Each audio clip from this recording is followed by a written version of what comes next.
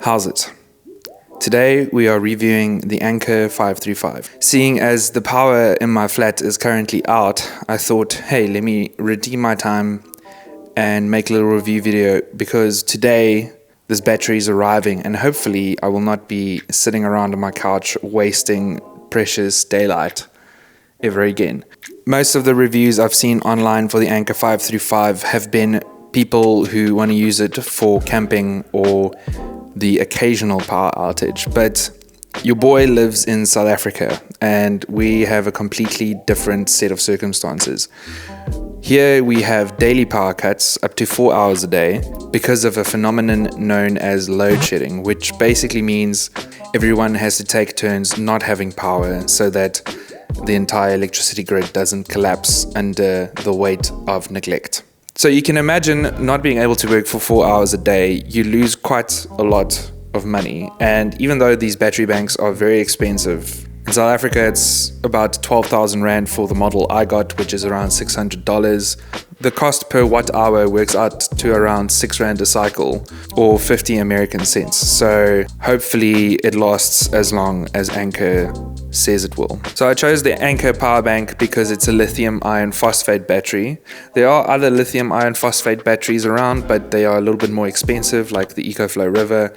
So I just wanted to get the maximum amount of cycles out of it. You get batteries that are just lithium ion, but I think those are geared towards people that want to go camping and probably going to use their battery banks like maybe once a month. I'm going to be using this thing every single day.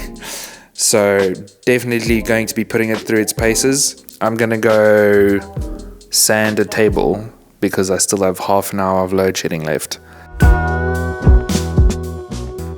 Okay, so it's come and it's quite heavy. I need some scissors.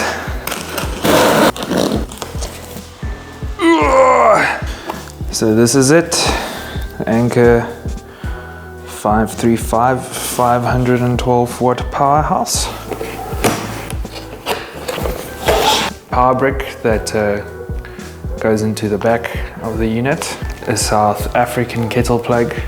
And then you also get, I think this thing comes with a Euro plug, so it's a Euro to South African adapter, which is nice that they include it. A little car port charger thing. Comes with a manual. So you've got kids coming home from school and you've got dogs barking, so just bear with the noise.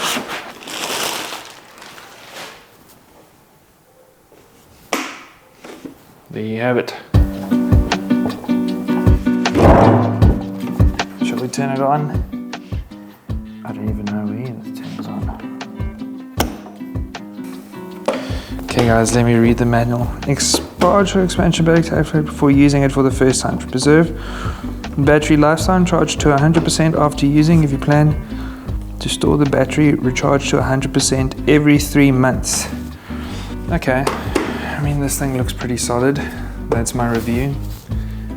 It's got vents on the sides, little reset pin on the back, 3 USB-A ports, 1 USB-C port. Don't really care about that. All I'm going to be doing is plugging my laptop and my screen into this hole over here. So I'm going to give this thing a charge and I'll give you an update once I have one. There we go. Need some lights. 88%. Claims it's going to recharge in half an hour.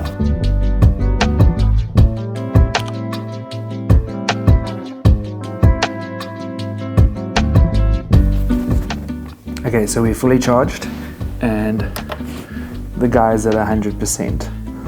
So now I've got my laptop and my second screen plugged in to this power strip, and if we plug him in, right now it's pulling 70 watts, which is pretty interesting. Now it's going up to 120. I think when my laptop realizes it's on power, it goes up to 120. It claims that it's got 4.6 hours.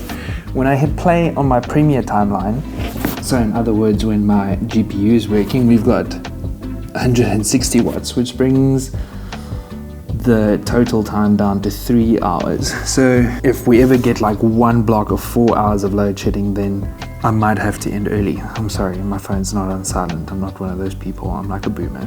So pretty exciting to have something to carry me through load shedding. I'm going to use it for a little bit and then I'll let you know how it goes. It also has this light. It's pretty nice.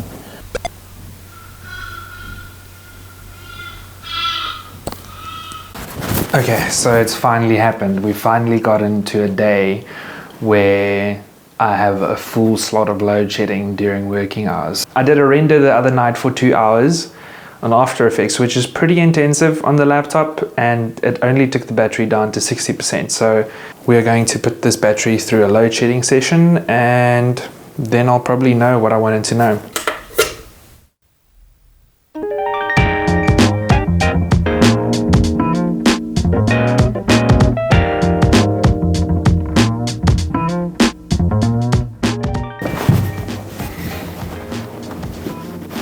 So we're perfectly at 50%. That was about 2 hours of typical editing. 50% at 2 hours sounds good because that means on a normal day, if I'm not exporting the whole time, I can pull 4 hours, and then if I am exporting something, I can do that for 3 hours. It makes a noise. It's not a hectic noise, I don't even notice it, but it does make a noise. It makes it every few seconds, it goes.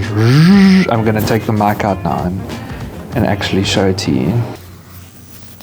This is at the vent now. No, it's not wanting to make the noise. There you go. So it's obviously cooling. It's present. It doesn't happen all the time. It goes in bursts. Then another thing that I'm a little bit not sure what's happening is there is a buzz, which obviously there's an inverter that takes this from DC power to AC power. You could do power delivery off of one of these USB things for my laptop, but I don't think it's strong enough for what I need, so it needs to go AC to DC, which is a little bit unfortunate. But the inverter on this unit makes a little buzzing noise. I'm going to hold the mic. I don't know if you can hear what's going on. Can you hear that?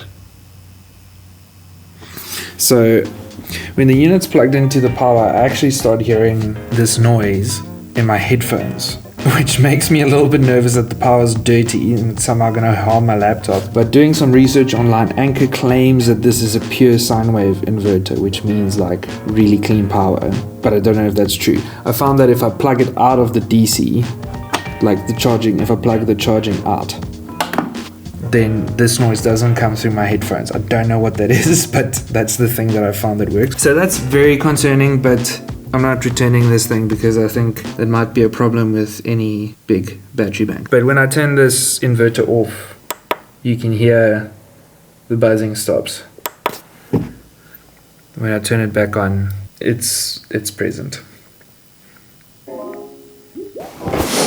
Okay, so I timed it last night and it took about 2 hours and 20 minutes to charge to 100% from 50%. Anker claims that it takes 2.4 hours, I don't know the math, how many minutes 0.4 hours is, to charge from 0 to 80.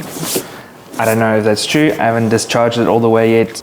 One thing that I will test and just put up on the screen that I haven't tested is they say that if you charge it from this USB-C port and the DC port at the back, that it charges a little bit faster. So cue me cutting away to that with some text.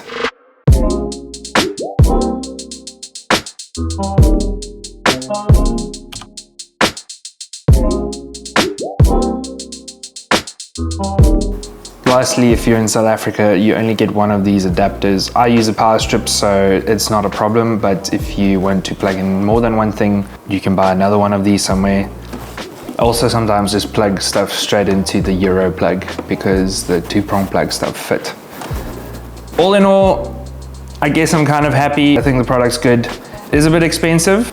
I'd have rather used that money to buy gear or something, but I guess this is gear and you get what you pay for, which is probably really good lithium iron phosphate batteries. So no real complaints. If If you need it or don't need it, that's for you to decide, but hopefully this use case and little peek into how I use it has been helpful for you. I've only had it for 2 weeks, so if a few months down the line this thing starts giving me problems, I'll make an update video. So it's a good reason for you to subscribe.